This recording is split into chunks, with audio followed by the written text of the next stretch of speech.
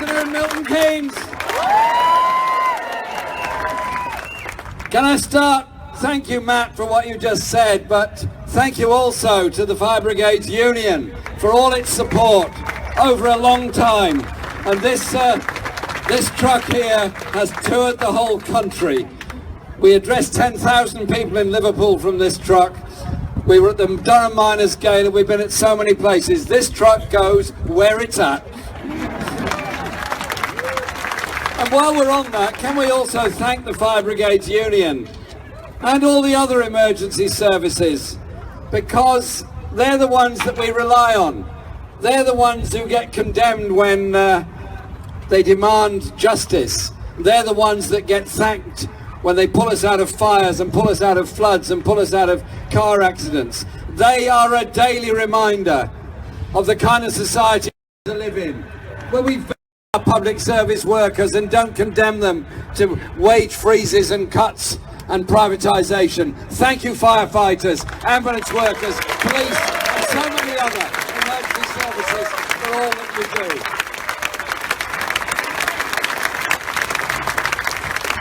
And thanks also to the Labour parties in Milton Keynes and Buckingham and many other parts who've nominated in this leadership contest.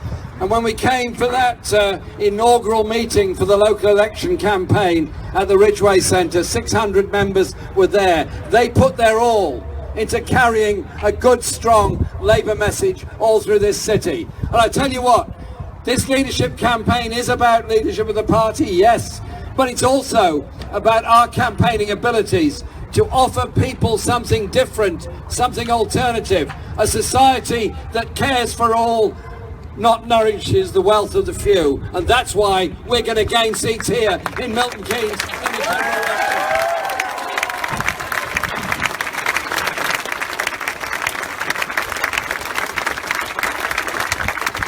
And during the campaign, we've been addressing rallies and meetings all over the country. This is the 20th we've done so far. And there's a lot more to go, probably about another 40 to go. All over the country, we're getting a big turnout of people. Some are party members, some are party supporters, some come because they're interested in politics for the first time, because they recognise that since a year ago, we are no longer the Me Tooism of politics. On one side, they want to cut public expenditure. On one side, they want to reduce the role of the public services in provision of everything. On one side, they want to privatise a great deal. On one side, they want to reduce corporate taxation. On one side, they want to reduce the tax burden, as they call it, for the very wealthiest. We are now offering something very, very different.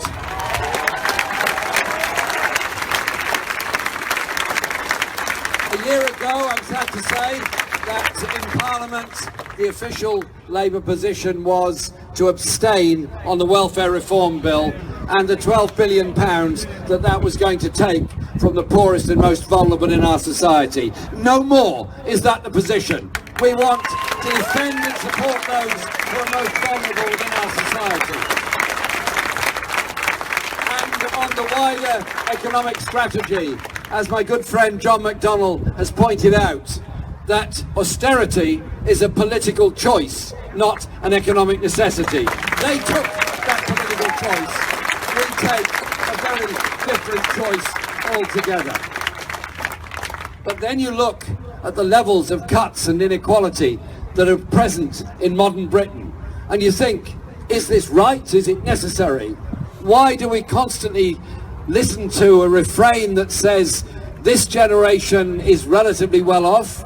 That's the middle-aged and older generation that largely run politics in this country, but they're very sorry that the next generation is not going to have the free university education, is not going to have the pensions, is not going to have the level of public services that the rest of us have. And I ask myself the question, why are we even getting into that debate?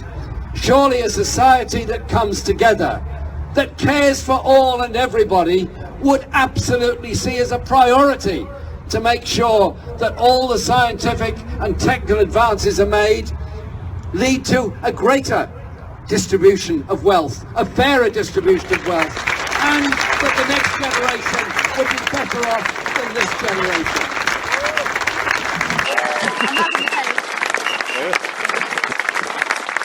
So what we're offering is a politics of hope, a politics of investment, a politics of the kind of society in which we want to live.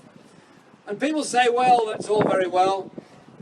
Didn't work in the past, it won't work in the future.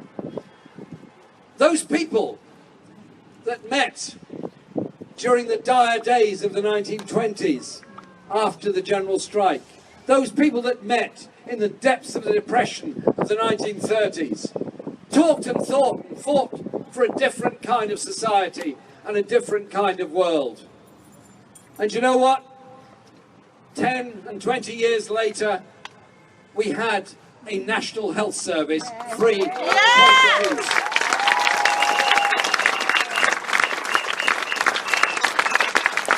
And it's not just the delivery of a service that's involved there. There's something very, very fundamental about it.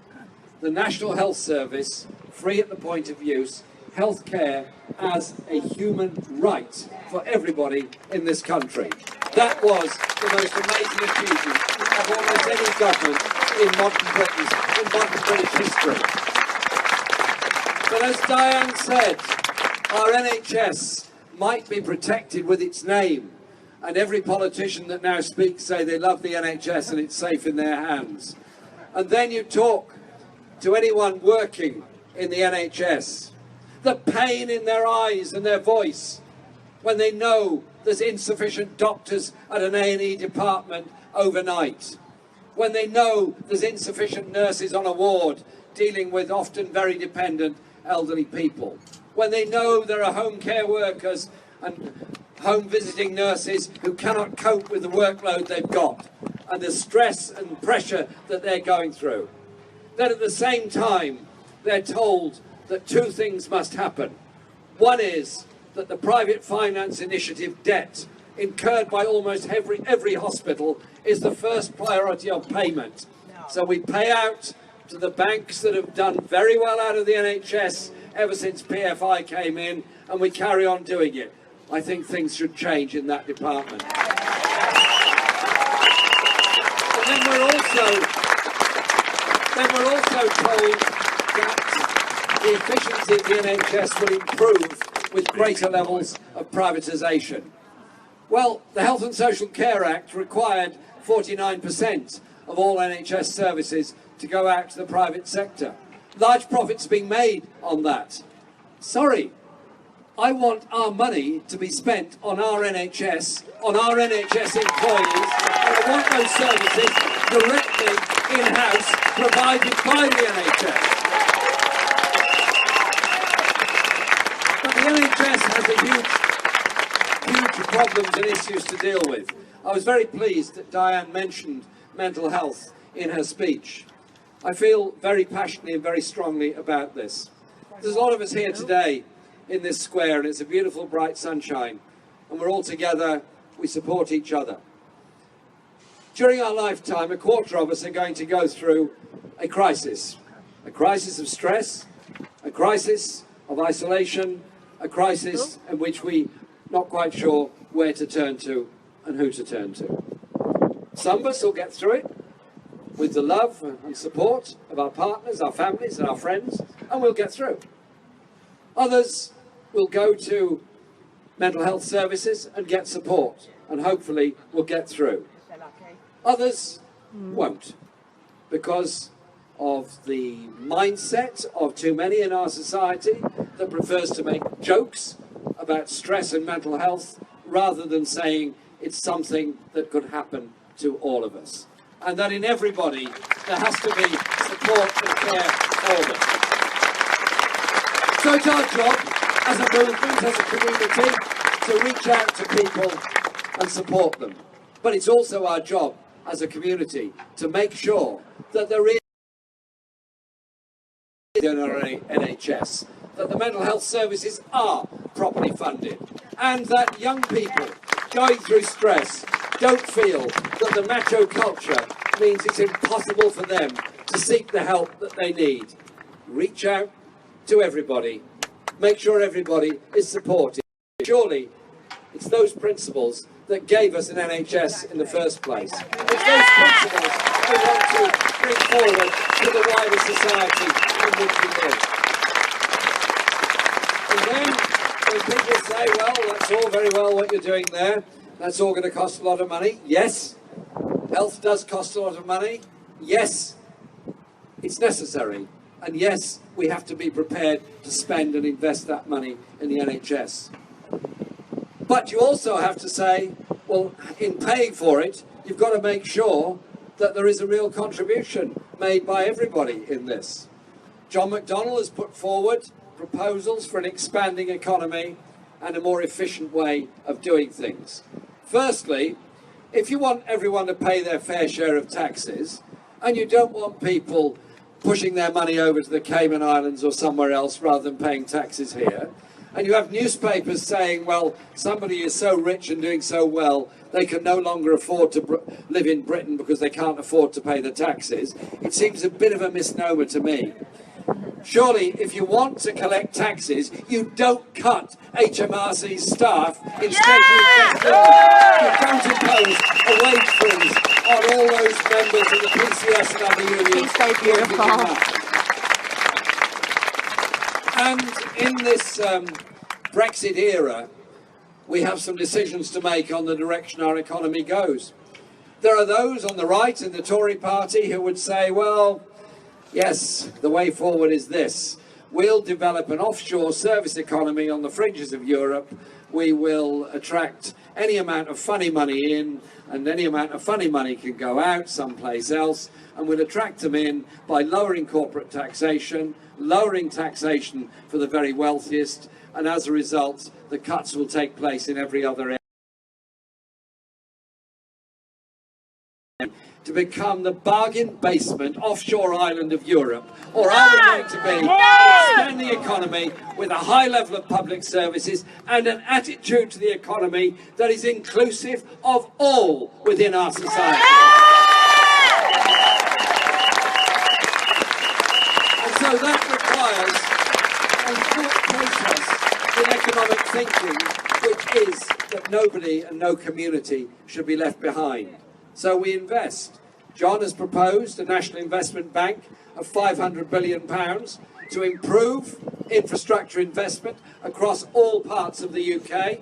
Why is it that London and parts of the South East get 22 times as much investment as the North East and North West? It's not right and it's not fair. The investment should be spread evenly across the whole country. Also in those services that follow from it, but also in investment in high-tech industries, green energy jobs, and a developing sustainable economy.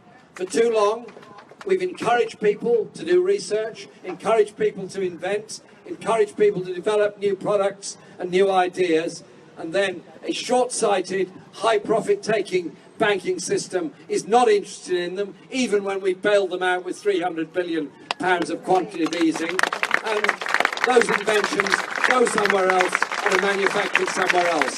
A national investment bank investing in productive industries will provide jobs, opportunity, good quality training for everybody leaving school, leaving apprenticeships or leaving university. It's about the approach you take to society. Yeah! That is what fundamentally the message we're putting forward is about. We live in a society that is deeply unequal and getting more unequal. The proportion of national income that goes on wages as a proportion of the total is falling. That goes on dividends and high salaries is increasing. The inequality is rising all the time. The underfunding of public services makes that inequality even worse. If you walk around any railway station at night, walk around any major park in any big city in this country at night, what do you find? Desperate, homeless people trying to find some place to put their head safely for the night. Shame. They all have different stories, They all have stories of where they've been declared intentionally homeless, they've suffered family breakup, they've suffered evictions, they've suffered ill health, they've suffered all kinds of things. And they're all individual, often tragic and very sad stories. But what is it about modern Britain that we praise the fact that there are food banks that 1 million people use, but we have a government that's not prepared to invest in the services, which would mean we wouldn't need food banks and we wouldn't allow people to be living homeless and living in the desperation that so many of them do. It's about the attitude that we take. The attitude we take to people, their hopes and their aspirations. Why is it that those with disabilities tend to earn less, often be discriminated against, and many put through the dignities, frankly, of the capability of work assessment tests? Let's change our attitude on so many of these things and value everybody within our society. Have a thought process that is inclusive to all. That surely is what we're about. 10 points. I'm not going to go through them all because don't want to be here till sunset. Yes, we do! Yes, we do! Employment issues. Thank you very much. It's okay. Employment issues are absolutely crucial. And we've launched Workplace 2020.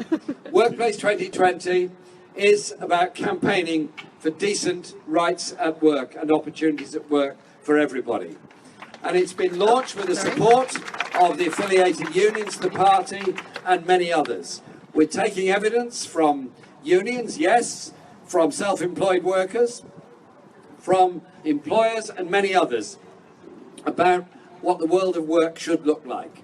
We haven't come to all the conclusions on it yet, but I say we start with this. The indignity of 0 hours contracts, where people wait for the phone to ring, hoping they might get a few hours work. They don't get it, so they end up trying to claim benefits for that week. There's then confusion. They often then end up being sanctioned. And they don't get any support or payment while they're waiting, often for hours or days, in the possibility of getting a bit of work. 18 countries across Europe have outlawed 0 hours contracts. Let's outlaw them here.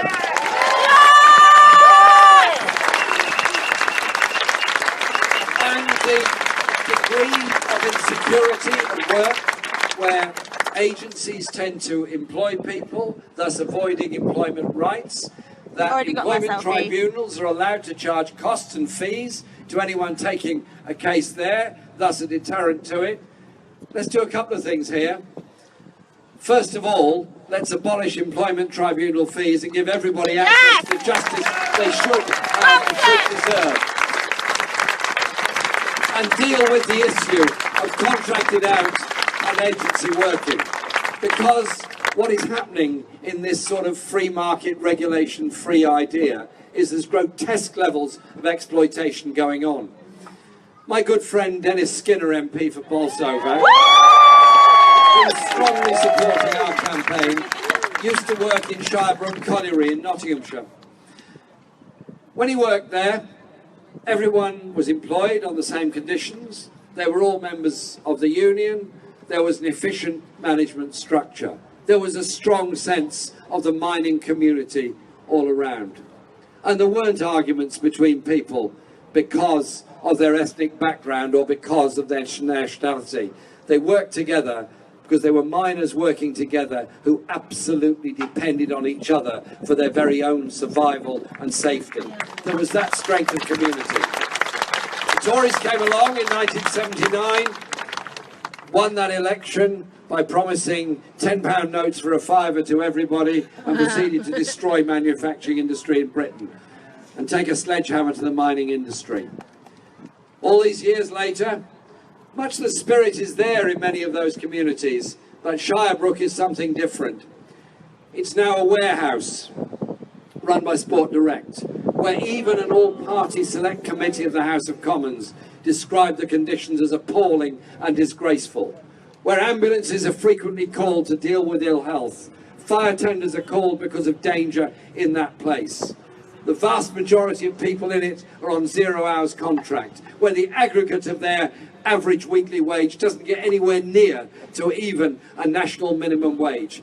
Dreadful levels of exploitation, dangerous working conditions, and a miasma of subcontracting and agency culture for the main company to try and evade and avoid the responsibility. I hope the work that's been done by Unite and other unions in exposing that will mean that even in opposition, we'll be able to force this government to bring in proper regulation to ensure decent, safe and fair working conditions in those places.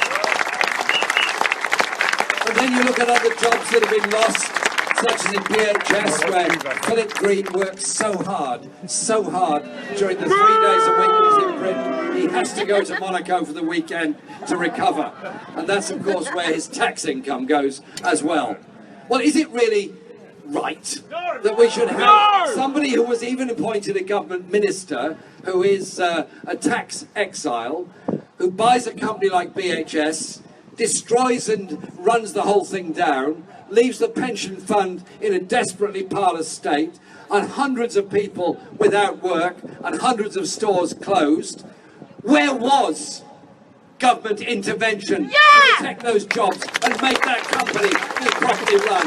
Where was government intervention to ensure protection of those workers? So it is about employment rights, and it is about justice that is so important within our society. Housing is a massive issue. Different issues in different parts of Britain. Too many people living in unregulated, private rented sector places. Some of them well run, some of them very badly run, some of them in need of repair. But what does it say to children growing up in a private rented sector flat that they might have to leave after 6 months? Might have to leave that school and go to another school because their council can't find anywhere for them within that borough or that community. So we end up with the movement of the homeless and the dangerously housed from one part of the country to another. Cathy Come Home was made many years ago to expose what was going on in the private rented sector then. We can and we are seeing the equivalent of Cathy Come Home now in modern Britain. And the effect on the health of those children and families of all that is very, very serious. This government's response is what? To bring in a Housing Act which says to local authorities, if you've got valuable properties that happen to be occupied by council tenants, at the very point they move out because of death or they want to move somewhere else perfectly voluntarily, the council is then forced to sell it, thus reducing the level of available stock, forcing more people into the private rented sector with very high rents and reducing the housing options and opportunities for all. And those that want to buy into the private market on a starter homes are told that in London £400,000 is a reasonable price for a starter home. I don't know anybody that could afford as a starter home to pay £400,000. I don't know what world this government lives in when it says well said. So our proposals have the virtuous circle about them. We want to build 500,000 council homes during the first term of a Labour government. And we don't want those homes to be market rented or pay to stay. We want them to be lifetime secure homes and tenancies for those people that live in. That achieves a lot of things. Gives people security of tenure, gives people security of their homes, creates jobs in the building industry, creates jobs all the way down the supply chain, and allows the innovation of many of our municipal architects and some of our very fine private sector architect companies to build sustainable homes to passive house standards. So energy costs go down, the environment is protected as a result, and you get better housing as a result of that. It's an attitude of mind that we need to see change. An attitude of mind that supports people in which they live. This isn't particularly revolutionary. Other countries do it already. But it's our obsession with the market solving everything rather than the public and community dealing with the problems we all face as a public and a community. It's a mindset we need to have change. When we talk of education, we need to think through what it's about. Preschool education is very, very important. We want to expand the access to preschool opportunities for every child beyond the 15 hours a week. We want all children to be able to socialise together in a preschool environment because those early years are so important. They bring parents together, they bring the children together, they bring them up in an atmosphere of learning, playing together and understanding. We don't want nursery places rationed either by poverty or the ability to pay for very expensive places. Surely we want all our children to have those preschool opportunities. And then you go into the school years and the importance of having class sizes that remain at 30 or less, not the super classes we're now seeing, and the cuts in school budgets for the first time in 30 years in this country that are now taking place. And the routine attack on the teaching profession and upon local education authorities. Milton Keynes, I simply say this. If we made, as the Tories want to do, made every school into an academy, every new school a free school, you destroy the national bargaining arrangements for teachers, so you end up in a free-for-all with either very high pay for some people, much lower pay for others, much greater job insecurity, and you end up with a sort of market economy in education. You also end up with every school in competition with the school down the road. Every school down the road being suspicious of the next school down the road. Honest to goodness, what is wrong with all of us that we can't see the value of a local education authority bringing together that family of schools, that family of education opportunity, and all the add-on advantages that go with it. Surely these things are very, very important. But it's also about how we deal with the issues, the life, the opportunities of culture for all of us. Because it was a Labour government in the 1960s, Jenny Lee, the Minister for the Arts, the first one appointed, who established the Arts Council, the Open University based here in Milton Keynes. Because it was a Labour principle that in all of us there is creativity. In all of us there ought to be the opportunity to study, whether we went to a good school or not, whether we went to university or not, but to undertake study through the Open University or adult education. Bring back proper funding for adult education. Yes! Well said! But also properly fund the arts budget so that music, theatre and so on doesn't become the thing that only those that can afford to can enjoy, something that we can all enjoy. There is a creativity and a spirit in all of us. There is a thirst for music in so many young people who don't get those opportunities. And I'm very determined that our cultural policies will reflect all of that. So it's about our approach to the world and our approach to the environment. Last year I was very proud to go on behalf of our party to the Climate Change Conference in Paris. Amazing experience. Talking to people from all over the world about how they were dealing with issues of climate change, issues of environmental change, and issues of pollution.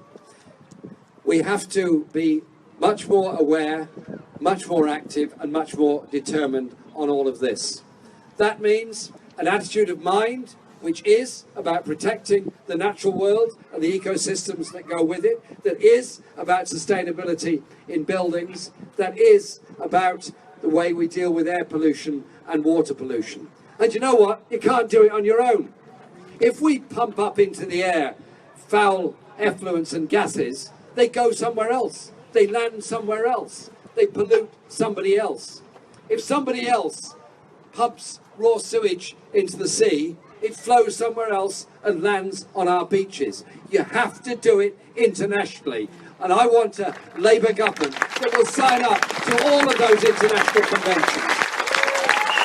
But also look at it as trade policy. We have environmental regulations in this country about what we can put in the water, what we can put in the air, what we put into the products we make. Good. I welcome and support all of that. We import, however, a very large number of products that are often made in a very environmentally unsustainable way. In effect, it can be that our regulations end up with us exporting pollution to somebody else, so that we buy clothes that are made in a dangerous place that are themselves used to pollute rivers somewhere else. And this is difficult, I know, but if we're serious about the global environment as well as our own environment, we have to negotiate with all our trade agreements human rights clauses as well as environmental protection clauses, so that we all play our part in these kinds of issues. So there's so much on offer that we have to be doing. But it's about communities and what we do. A community that comes together achieves a lot.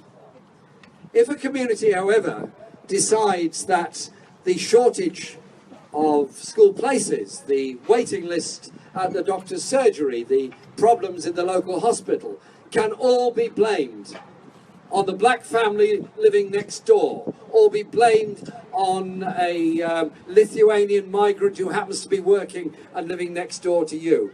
Once a community turns in on itself and blames everybody else for the problems and the shortages, do you know what happens? Not one school gets built, not one doctor gets trained, not one teacher gets employed, not one hospital gets improved. All you do is descend into a horrible vortex of a blame culture.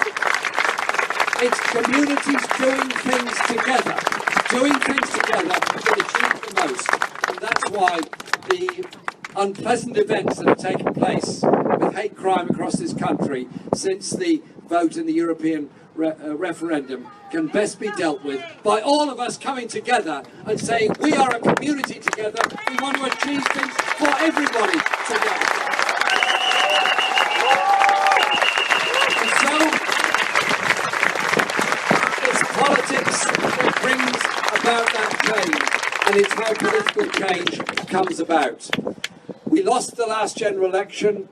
We were all very sad and very angry about that. And we also knew what was coming. What came straight after the election was, after the 2010 election, was an emergency budget which took a large amount of resources out of the public sector, and it started attacking the principles of the welfare state. The 2015 election brought much of the same response.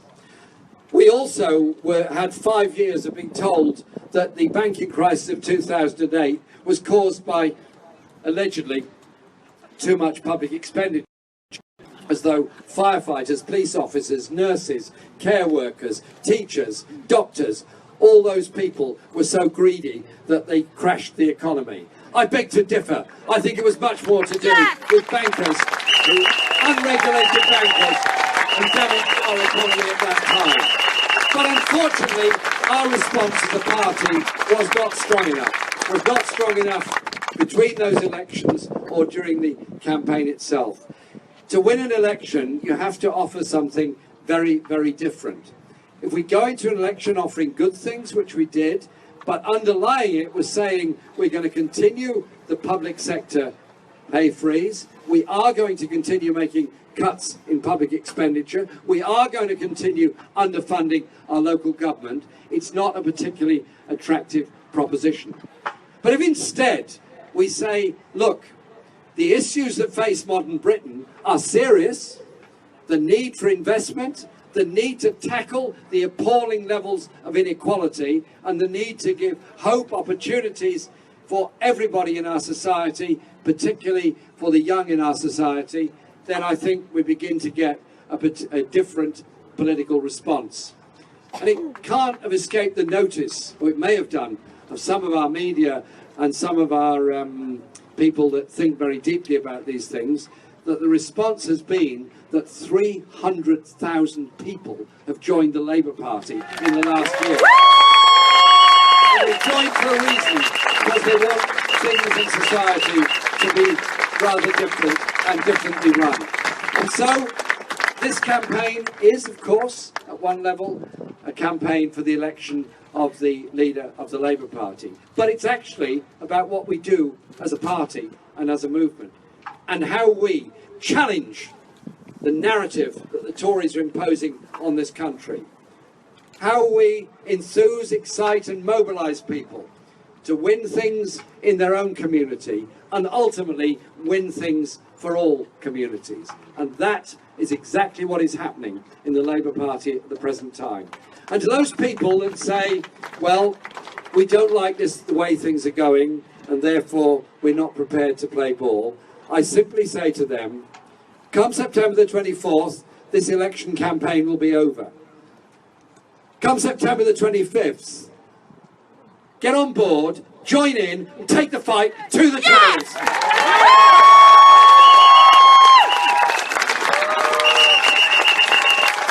Take the fight to the Tories and the kind of society they are bequeathing to modern Britain. Give hope and opportunity exploited with low wages, exploitative talking. Everyone should want to do if they're able to do it, should be able to aspire to do it if that's what they want to do. And we all benefit from it because a good qualified engineer is good for all of us. But don't saddle the next generation with £50,000 worth of debt for getting themselves trained and educated. So it is about our message, it is about our community and our society. The simple one is this: come together, we achieve things. Come together, we are strong. Divided, we are very weak. This campaign has shown just how strong we are, just how united we are, and just how determined we are to say at the end of it, no one and no community and no region in modern Britain should be left behind. We shouldn't have post-industrial wastelands without proper services and support, any more than we should have homeless people in the major cities and parks of this country. Create a society, a community, an idea, a value that we can all be proud of. That gives us, is what is so exciting about the political times in which we live. Thank you so much for coming today.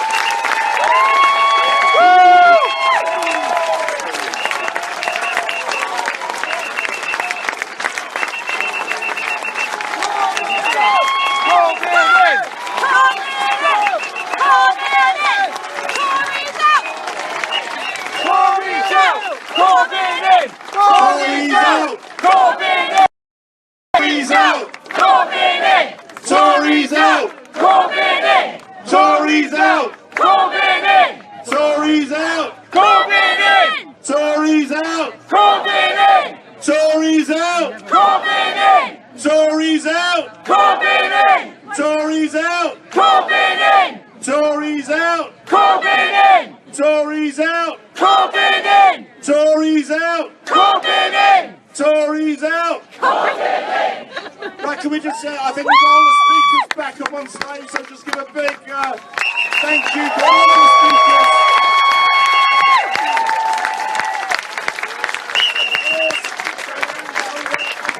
Corbyn!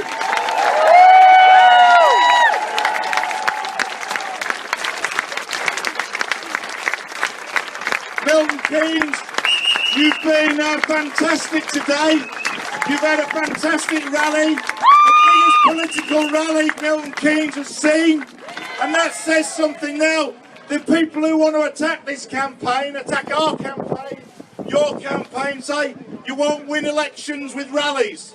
Well, it does strike me there's a little bit of envy in there because they couldn't achieve what you've achieved today. And actually, you know, we're not saying rallies are going to win elections, but rallies are not of building a movement that can win elections. Now, you've heard a range of speakers today.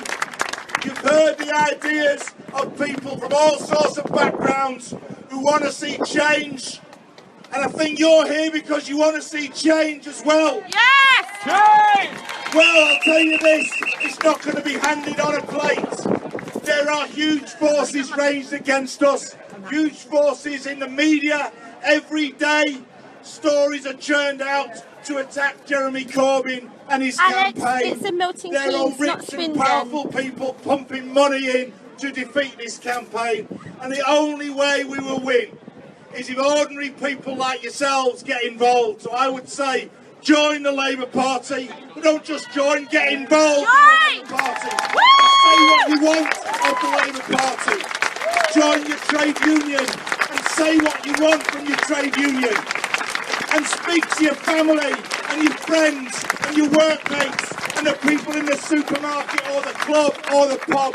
And that's how we can say what ordinary people across the length and breadth of the UK want to see. That we don't want politics the same. That this movement that Jeremy is leading is about saying we want our say in the sort of world we live in. The sort of world we leave to our children and grandchildren. That's what we're building today. Thanks very much, Milton Keynes, for a fantastic rally. For Jeremy Corbyn.